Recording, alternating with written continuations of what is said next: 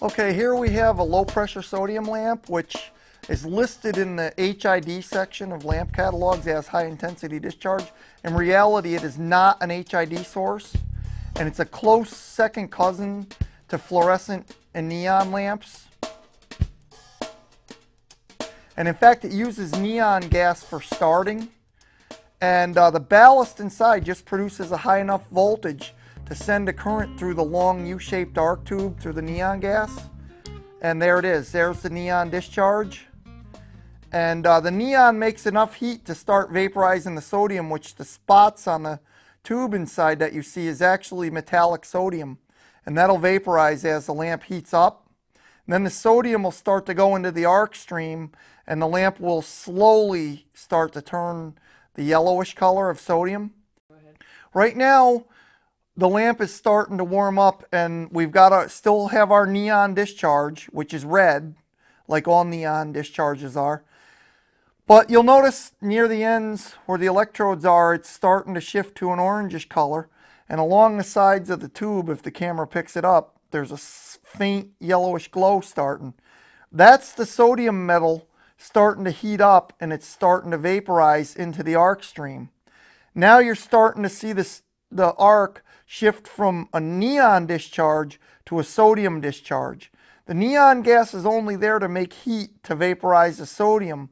Once the lamp is up to full brightness, the discharge is vaporized sodium metal, and the discharge is through sodium. Now we're starting to pick up the sodium even more. The lamp is starting to heat up now. And basically, when the lamp is at full brightness, the discharge is strictly a sodium discharge, current flowing through sodium. Sodium metal is very reactive and very flammable.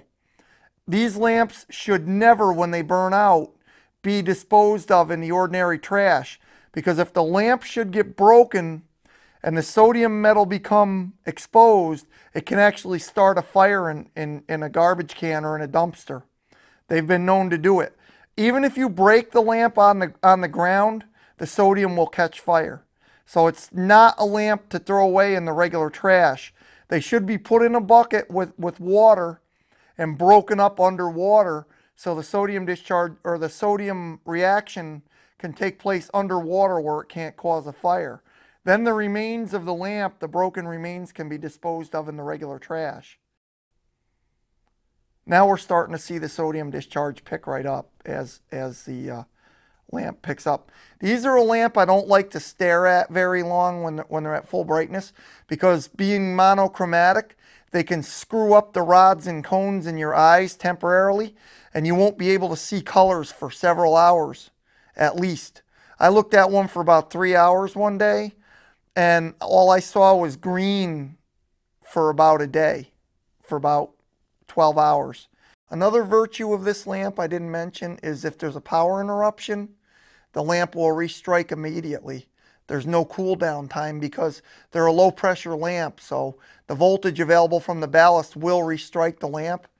And I can demonstrate that actually. I'll shut it off and back on, and you'll see that it doesn't have a cool down period.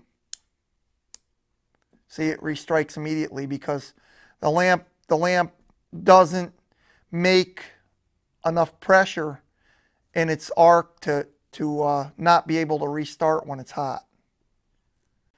LPS has a monochromatic color, which means that it's yellow, period, the end yellow. It doesn't have any other color, and its color rendering is the worst of any light source on the planet. But this light source has one virtue, and the biggest advantage is its high efficiency. These lamps run at a color that's close to the peak sensitivity of the human eye. So that means that they apparently, to the human eye, put out a lot of light. And since our eye is so sensitive to the color, a 35-watt low-pressure sodium technically is supposed to put out the same amount of light as like probably a 100-watt mercury vapor or more. When they're popular over in Europe, in fact, most of the lamps we use here are from European countries.